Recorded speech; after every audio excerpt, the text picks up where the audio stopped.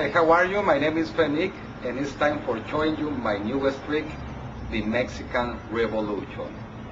As you can see right here in my hands, we have 4 jacks. I want you to see how each and every jack will turn face down magically, the first one. Now, let's do exactly the same thing with the second jack. Just by waving my hand over the cards, the second one has turned face down. If I wave with the third card, the other one turns face down. Now let's do it with the last one. This one, just with a little shake, it turns face down.